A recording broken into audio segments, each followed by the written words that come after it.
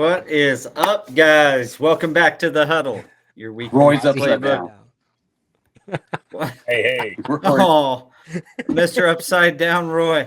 You can't hoop that way. We're your weekly playbook helping you gain forward progress in your flooring career. We are here to help you guys win. To our new viewers, welcome to the team. Today is a very special episode. With me, as always, Mr. Daniel and Jose Gonzalez. Preferred Flooring out of Grand Rapids, Michigan. We got Jimmy Salisbury, Roland Thompson, Alan, Roy, Hoop Daddy Lewis, and should be joining is Jerry McKnight as well. And today's podcast is about becoming great at the craft, which is very fitting because we got, four of the greats joining us today. How's it going, fellas? Everybody that I talked to previously as we got on was like, dude, I'm swamped. Yeah, that's crazy. The craziest Roland, thing how about about you? You jumped on lot last. of guys are saying they're not. It's busy. Got stuff lined out. Some nice size Main Street commercial jobs and that stuff going and so yeah, I can't complain. Good deal.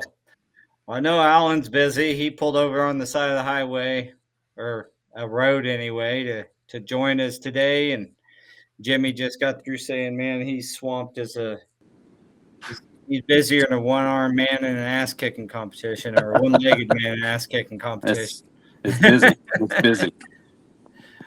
Sweet. Well, I was going to give Jerry a few minutes to join in, let some of our viewers continue to join in, but we can always talk about the weather, but we're always going to end up on flooring on this podcast. You know how that goes. So what's the status of everybody's, 2025 so far and on looking? You may be busy right now. We've established that, but how's 2025 treating you so far and what's the outlook? Well, January was typical January. There was room for more. February, picked up to where it's running hard into March. But in the flooring industry, what you do in December is what you install in January. And so the last part of December is when it slowed down. So the beginning of January was on the downside, but about what it was part of last year. So it wasn't nothing surprising, but a lot of people are in movement. Of course, we're in an area where a lot of people are losing their jobs too. Yeah, that's tough. Where tell us where you're at, Roland, again. Tell everybody. I'm 45 miles from DC and 46 miles from Baltimore. So we have a lot of people that work in government jobs that commute from here. Wow. So we have a lot of people that we had three customers that had scheduled measurements that backed off when they lost their job. Yeah, that's tough. That is tough. But in the how meantime, about you, Jimmy? How's this year going so far? Yeah, I mean, my guys never sat home all year, even through January. Obviously, it wasn't as busy as the end of the year of last year, but man, things are already. We're at full. Like I'm already looking like, man, I gotta get some like crews to sub out to or something because it's getting nuts. Like, and I just, every time I look at my computer, I've got like 5 estimates, and like I can't keep caught up, and which is good. I'm not complaining about that. Things are really busy right now. I don't know what the outlook when all the tariffs and all that like kick in, like what that outlook's gonna look like later on in the year. But right now, maybe that's part of it. Like people want the flooring now before prices raise. But we'll see how it goes. I had a letter from Shaw already came out. I got it right behind me. 17%. Wow. Oh. Yeah. See, I'm afraid that's what's gonna happen, and maybe at the end of the year we're gonna feel it. But we'll see. Right now, it's crazy.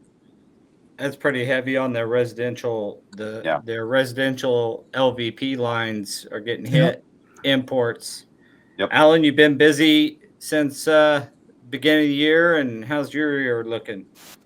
Yes, sir. I've been busy. I've I've ventured out a little bit and expanded what we do. I've started doing the full bathroom remodel since we set tile and do the major parts of the bathroom, where I've got a contact and just building up my reputation in cabinets and the countertops, and just facilitating those and getting other contractors in to touch other parts of the bathroom, basically. So that's kept us real busy through January and February. And we're still doing all of our flooring work. I'm really pushing my guys to venture out and not lean on me so much, and let me be more in and out and more of the technical kind of guy to troubleshoot and to kind of guide them and send them the right direction with what we're doing. So that's kind of what I've been rolling through and trying to train my guys up a little bit better. Love it. Can we try to get you to flip your camera 360? See if that works. I don't know what's going on. One more turn. One more. Boom. There it There is. we go. Are we upside down Boom. now? We got you up. I We wanna got be you the right other way. side up. I want You to be look- the other way. Yeah, I wonder if he's got his screen locked. Do you have your screen locked? I don't. Nah, he's in good shape now. At least you look good. If you look upside down to you, you look great to us.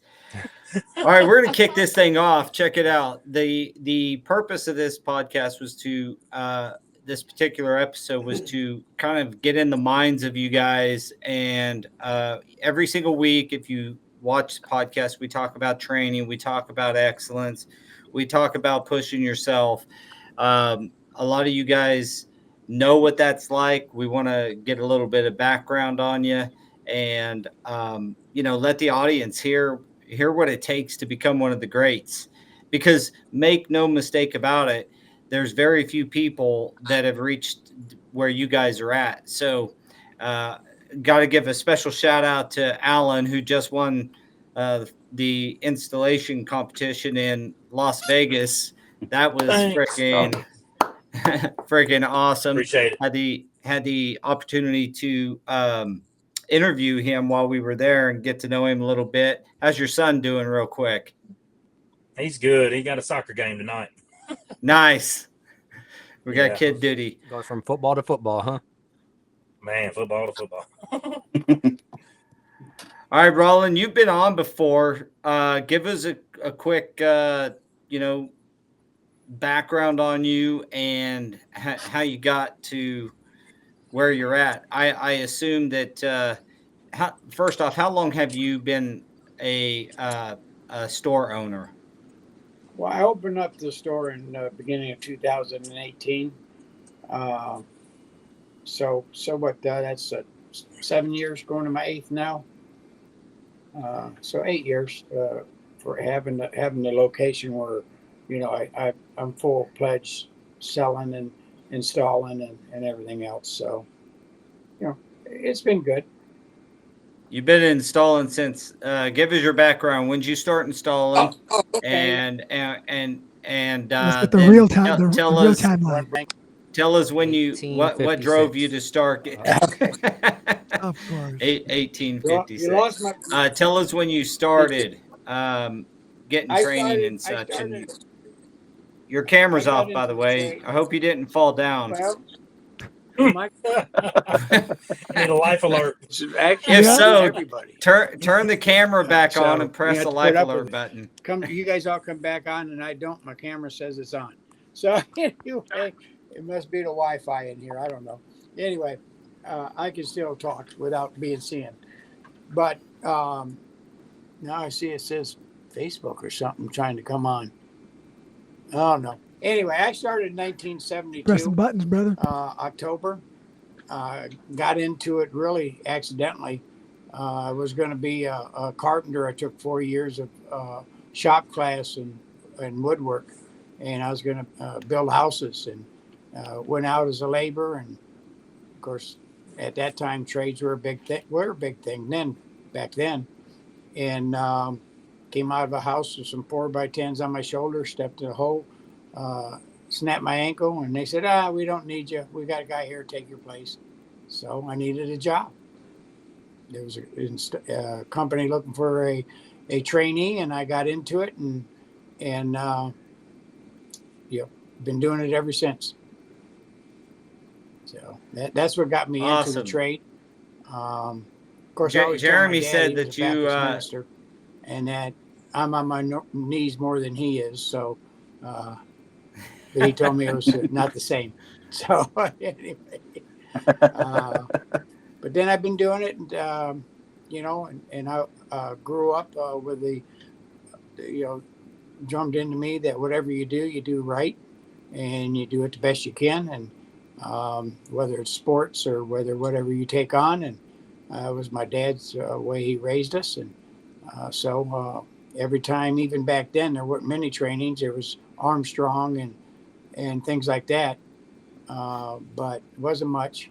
But when there was one, I went to it. So as the more trainings came out and the more things I could go to, I went to them.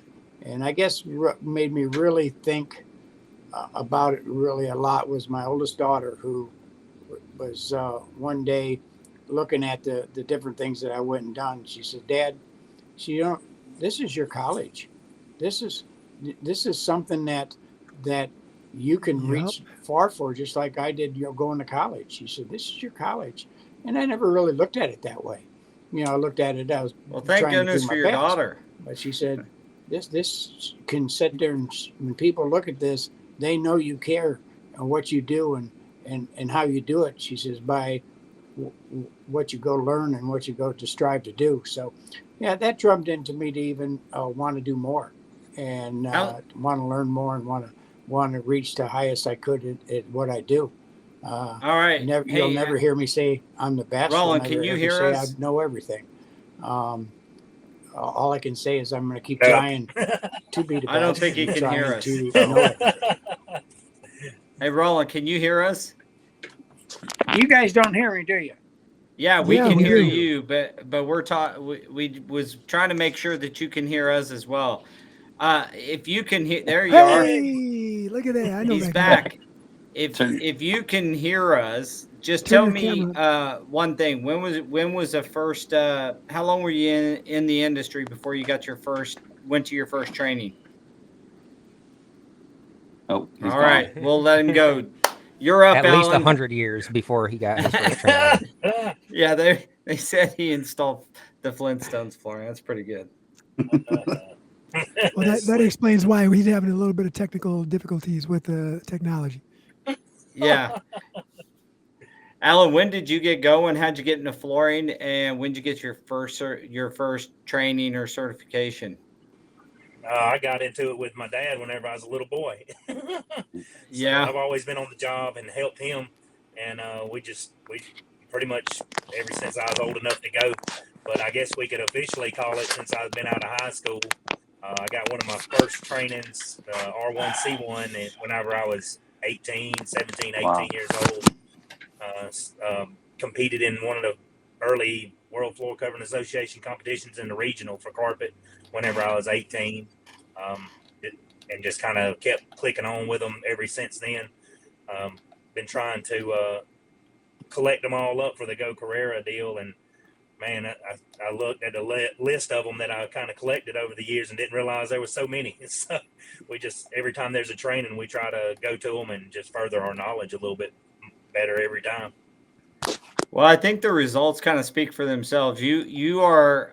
Did you get another install of the year through yes, ceramic tile? Was it? Yeah, in 2019, I got to remove him. Sorry, I had to remove him. He'll jump back on. I won the ceramic installer of the year in 2019. Wow. That's pretty cool. So you've got ceramic, and you did, was it resilient or carpet on this last one? I kind of forget. Carpet on this last one. Okay. Are you going to do the resilient, right? Get the trifecta? I think they're doing wood this year, and I've signed up for the one in Dalton. So, yeah. Look at that. Oh, man. That is pretty freaking cool. Trying to do the trifecta. I think I may be one of the only ones that ever won 2 of them. So, well, you're definitely in a title or not. In a small class. I don't know that stat, to be honest. Triple crown, huh? Triple crown. Trying. I mean, it just goes along with what we do. You know, you can't just install one type of floor and make a living over here where we're at. You know, you have to do everything. What was that? Say that again. A little bit louder for the installers in the back of the room. Holy smokes. So you can't just install one type of flooring over here where we live at. You have to do everything to stay busy. And that's one of the reasons why we're so busy. A little bit louder for the Hey, We're gonna have to keep rolling off until yeah. Can Ashley Yeah, can you so- call Roland? Yeah, it's pretty clear that where you're at, is the population. What's population where you're at? Ah, shoot, I don't know. There's a bunch of people around here. Yeah, I think We're that probably about 2 you hours could. south of Atlanta. Okay, well, I think that that's kind of the way it is in most areas. You've got to be kind of diversified, going from several products. I started in carpet and then ended up in sheet vinyl and that kind of thing. But you got to be able to do miss the sheet vinyl days. multiple products. You missed You do? Installed a kitchen of sheet vinyl the other day, and I was like, man, I kind of miss this. It's a challenge, right? Every time it's a challenge, and when you step away and come back, you gotta That's right. make sure. Like, okay, Got we a got 30 one shot. Yeah, we Let's got a do 30-foot drop, and I'm trying to train this guy to hold these corners and do these things. I'm like, man, I kind of miss it a little bit. Yeah. All right, Jimmy, you're up, dude. When did you get going, and what got you into flooring, and then when did you get your first certification or training? Jimmy's froze. We are having. Jimmy, can you hear us? This is a rough start. All right, Alan, you're still up. We can just keep bragging on you and your. Oh man, I'm not much on bragging. Well, that's why No, we get to brag on you. I can tell you one thing: you had one hell of a box in Las Vegas. That was.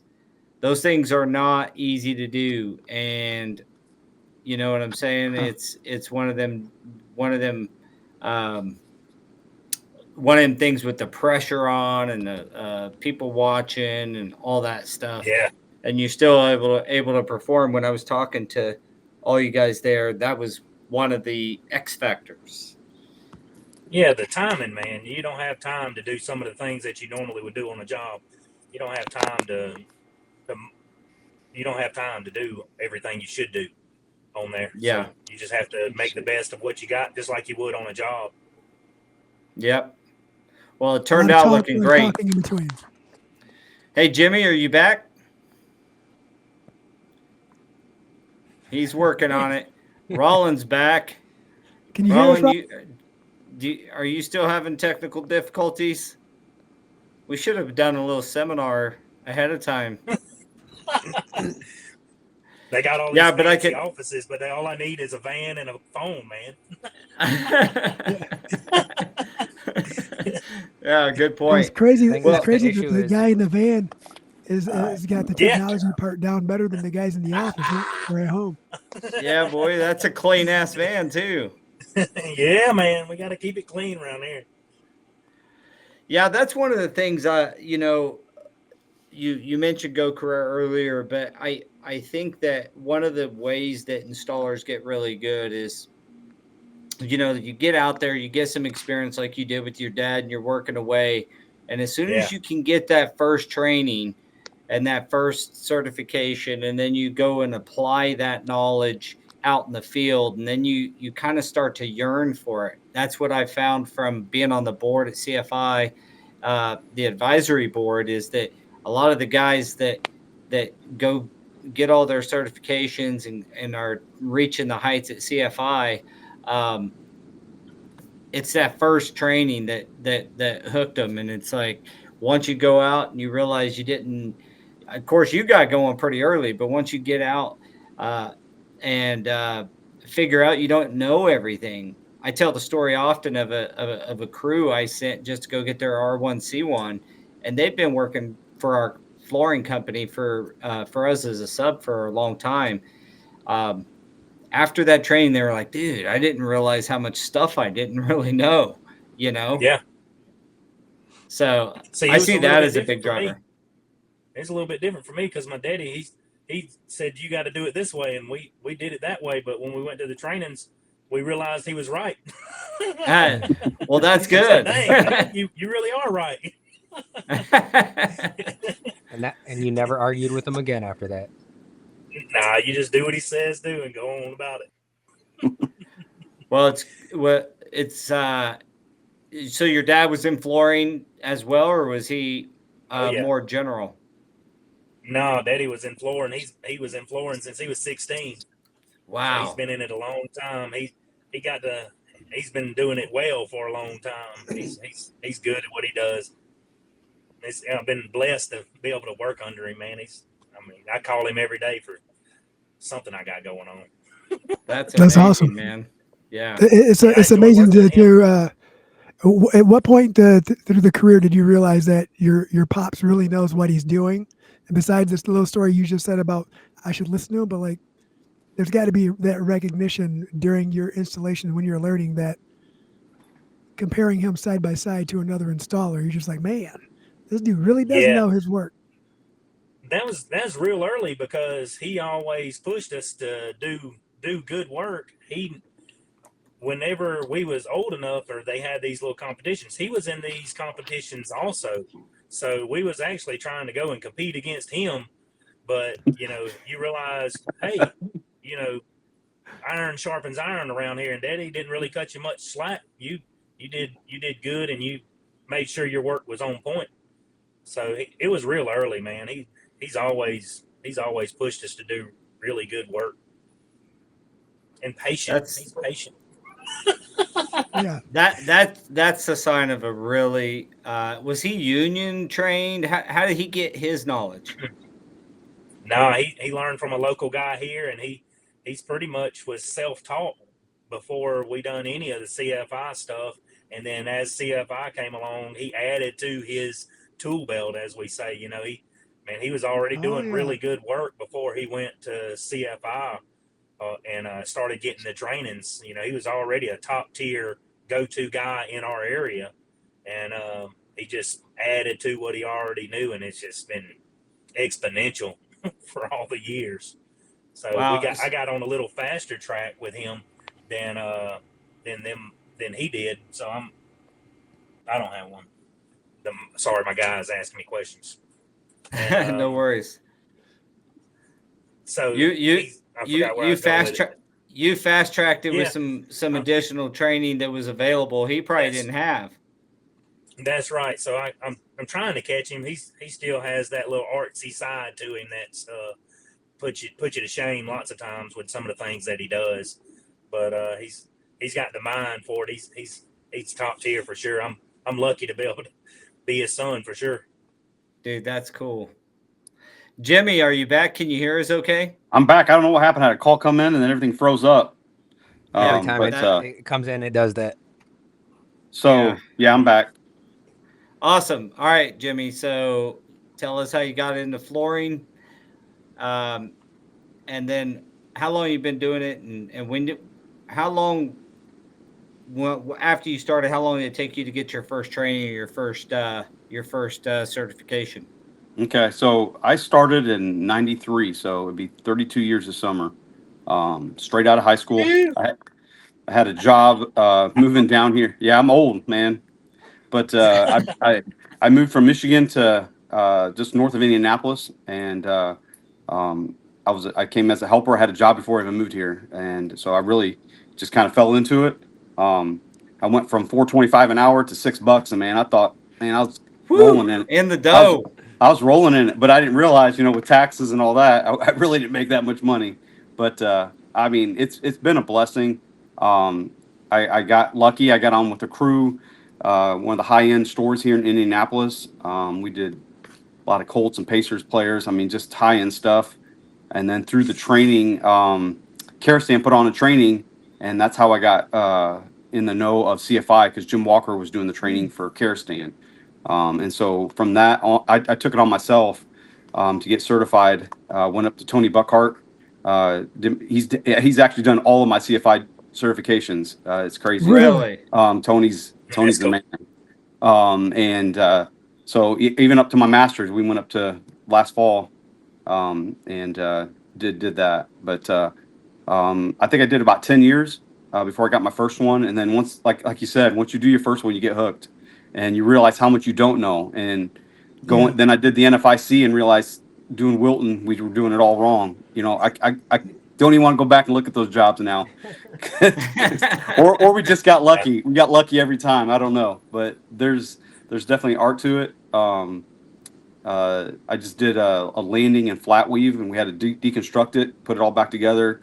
I wouldn't know how to do any of that if I hadn't got the training. It's just been a blessing. I mean, it's just catapulted my career. I can say no to retail now. Like, just people, like, if you don't want to pay it, I don't have to do it.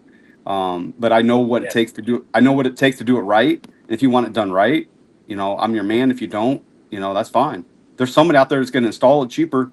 It might not be right, but they'll do it. And so I just, my desk is just full of books. You can like carpet books. I'm always wanting to learn, you know.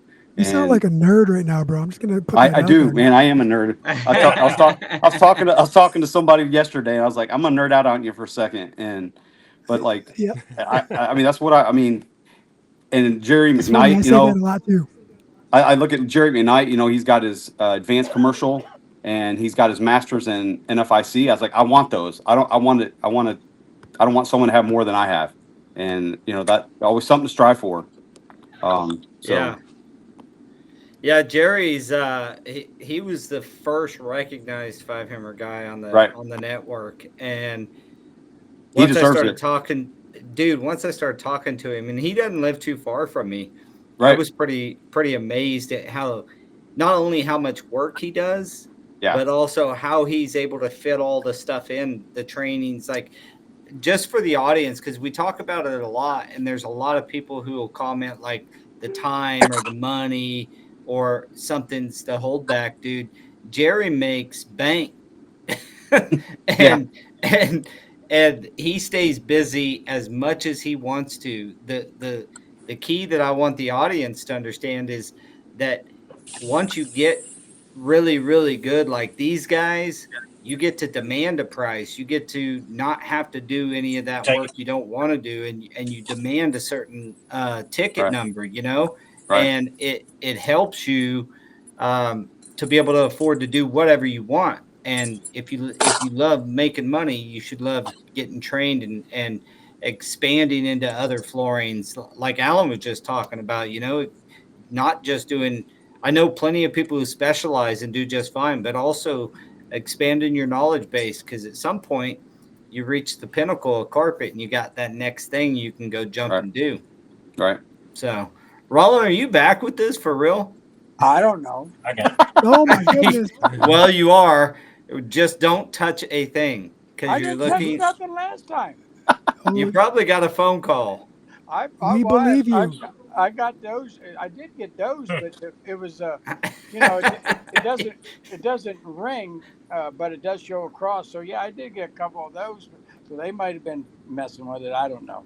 Probably.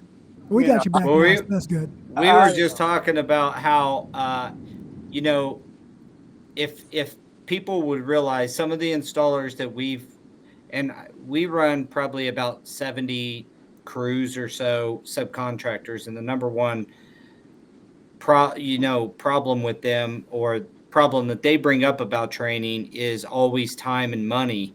And we've always tried to explain to them that, you know, some of them may be able to do LVT, and we try to get them to like learn how to not only do LVT better, but also go take a sheet vinyl class. You know, we try to encourage them to expand their knowledge so that they can make more money and be more versatile. And dude, it's expanding, it's believing in yourself and giving yourself a chance to become a floor nerd, like Kevin's calling us all.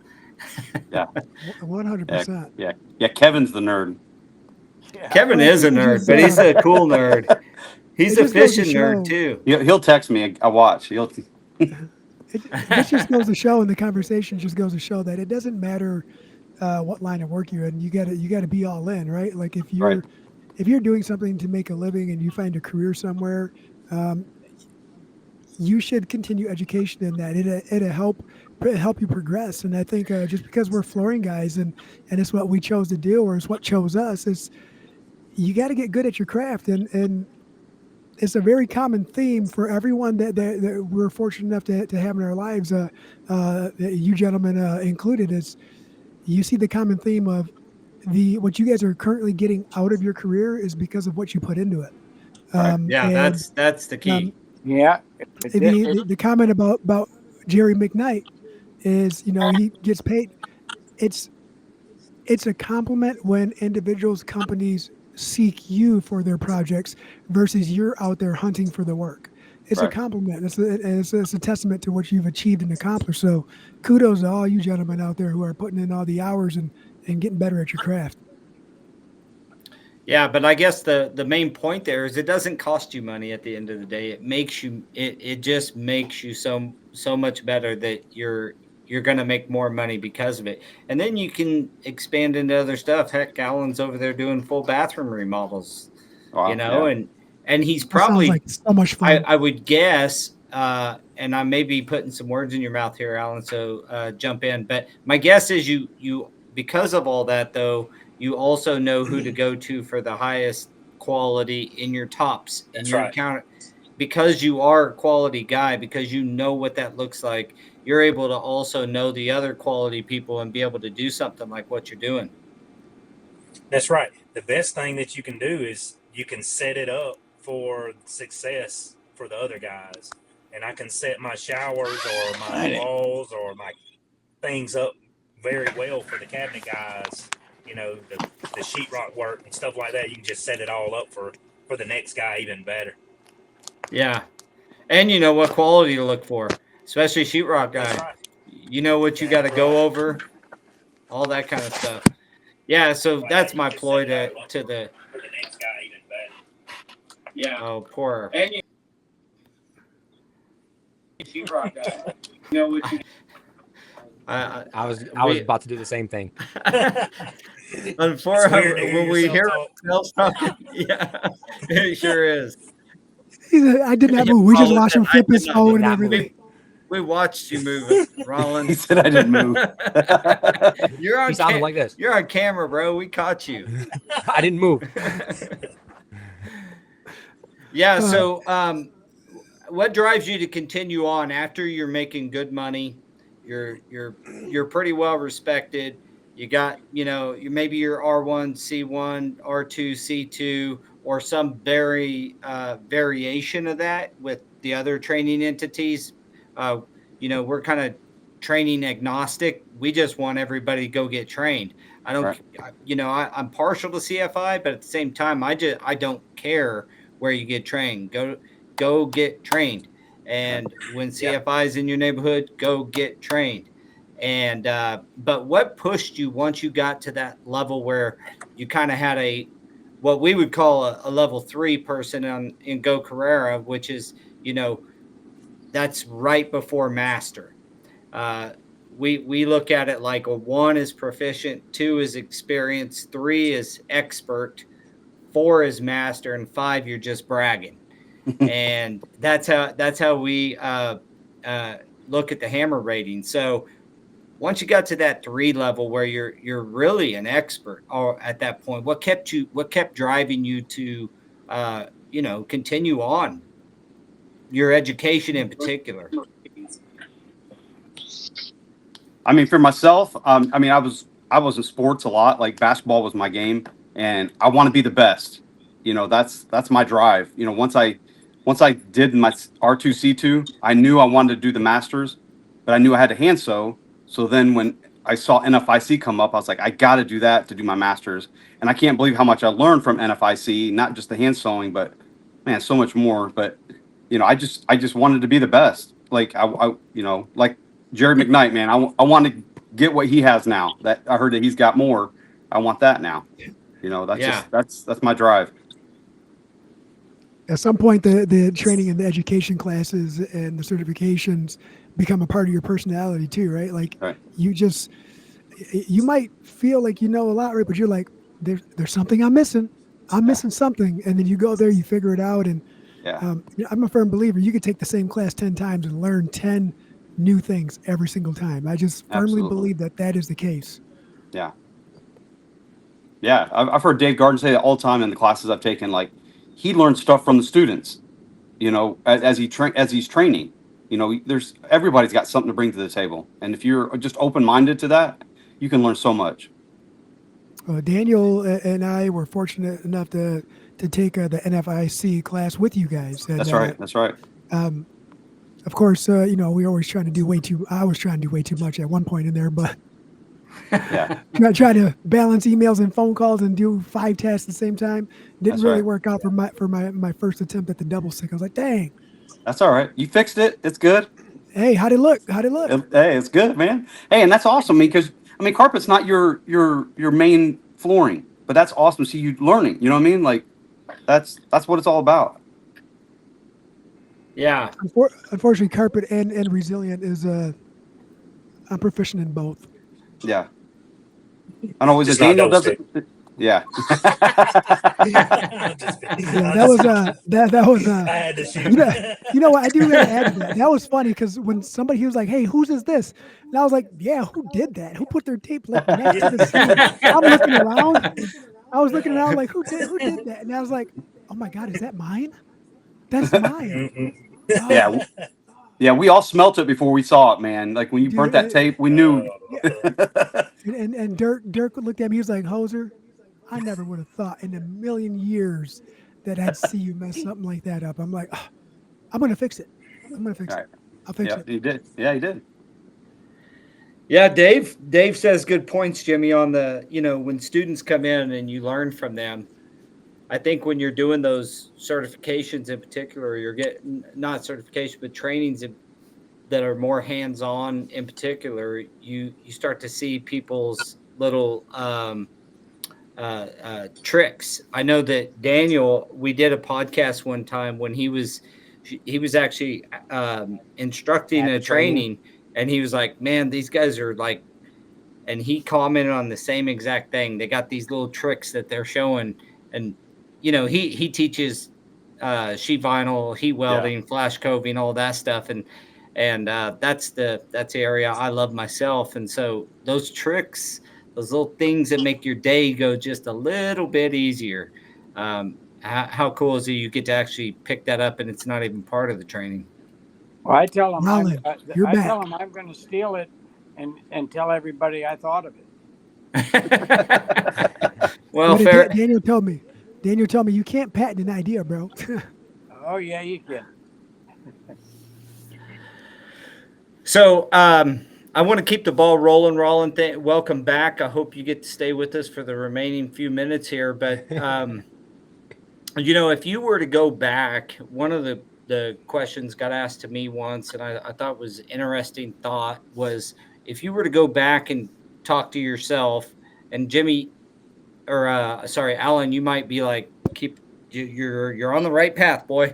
But if you go back and talk to yourself as a younger man, what would you have said in regards to where your career's at now, and where you any advice you'd give your 18, 20-year-old self? Because we have a lot of new guys coming in the industry. Don't look like you can see me again, but if you can hear me, put your hand up. We can hear you. Yeah, we're good. We can hear you. Okay. All right. Because well, you ain't gonna win any tech. You're not gonna win any technology. Hear me still? Awards, yep, go for it. I don't know what's going on. We can hear you. You know what? Can't hear none of you. I love it. I love it. Put your hand up if you can see me. Hear me. All right, I'm gonna talk, but and if you can't hear me anymore, put it down. Anyway, I would tell myself to go to do a business class. Learn that into the aspect also, because that's where when I first started I didn't do, and it took me a while to learn that not only do you have to know it, but you got to know how to run it, to run a business. So that's the thing I probably would tell myself, is that You know, just because you know how to put something in and know how to install or do a job doesn't mean you know how to run the business to do that job correctly. So that's what I tell myself.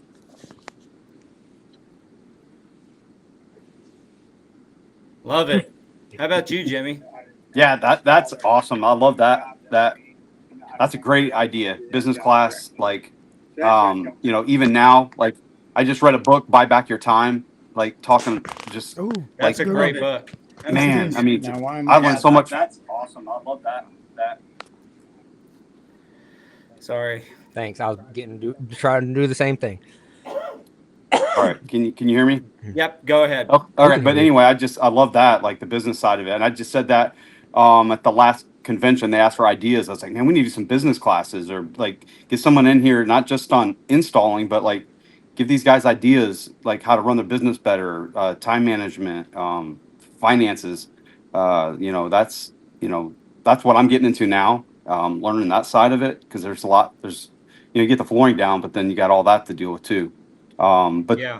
like start sooner too. Like I was 10 years in before I never even heard of CFI until, I heard went to the care stand and Jim Walker brought up CFI, in that care stand class and like, push that like sooner, get these people, like these kids coming out of high school, get into a trade school and get them into learning and getting certifications.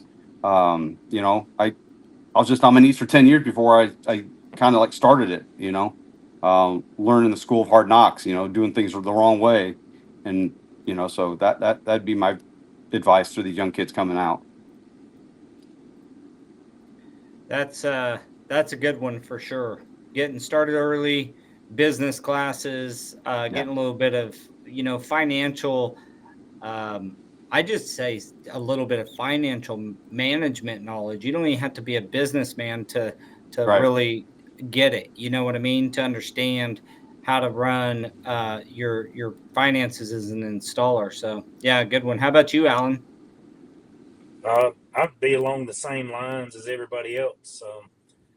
Just maybe starting early is a good thing because you don't get going on the bad habits and things. Surround yourself with really good people. Just like get you a mentor like Jimmy has with Jerry. Just get somebody that you really kind of look up to, and you're trying to reach that goal. It's kind of like what he was talking about. What drives yourself to be better. You got to compete. So you compete with yourself and compete with those around you. So that's kind of what drives us.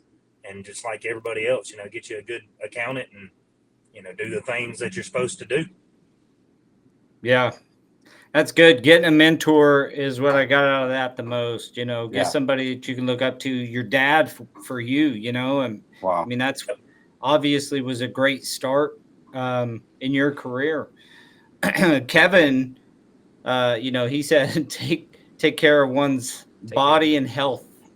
Yeah. And I thought that was a good one too. I spent the first few years beating the crap out of my body. I was young. I didn't think about it. And before I knew it, I was 22 and laid up in a chiropractor's, office trying to get things fixed and put back into place because I didn't take care of myself. So all those are excellent, excellent thoughts as you're getting into flooring. I think you got it's a vast opportunity. There's plenty of different disciplines to get into and plenty of different roads it takes you once you get trained. And really the one and it kind of encompasses some of them, but the one that I always think about is getting involved in the industry, whether that's with CFI, like getting involved with, and that's kind of getting a mentor, getting somebody. I was just welling at it. I went and got trained because I landed a bid that required me to learn that flooring. So I'd go get that thing, That's how it goes. That's very common. it was just less romantic and less, I wish I would have been more like you guys. So what about you, Daniel?